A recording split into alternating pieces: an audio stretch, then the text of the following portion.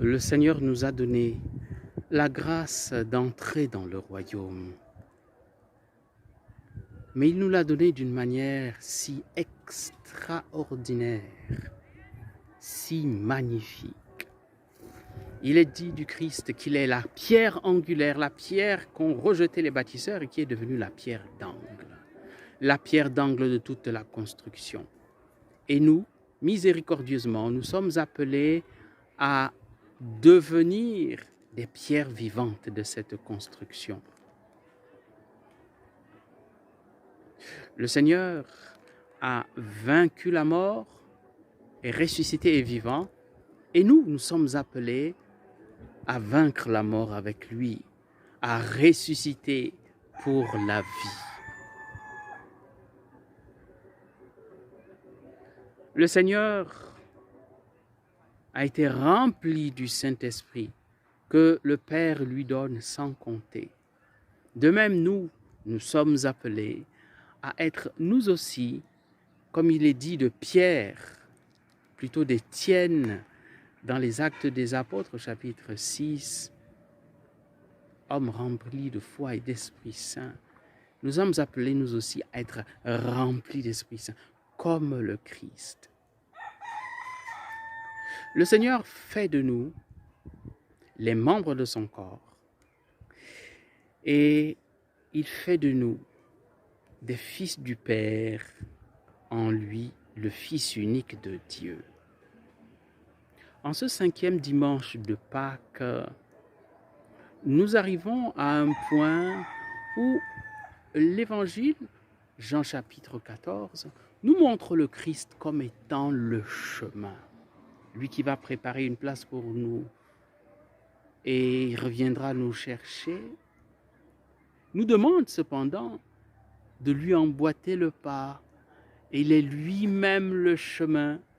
Ce qui veut dire qu'il nous revient d'entrer en lui, de faire partie de lui, de vivre en lui et de vivre de lui. Le Seigneur nous montre ainsi qu'en nous prenant en lui, il fait de nous des héritiers de ce qu'il a lui-même en propre. Il est fils, nous sommes fils. Il est roi, nous sommes rois. Afin que là où je suis, vous soyez avec moi. Voilà la substance de la promesse en Jean chapitre 14. Voilà pourquoi je vous prépare une place, afin que là où je suis, vous soyez vous aussi. Quels sont les obstacles? Les obstacles sont nombreux, mais les plus importants sont en nous. Pourquoi?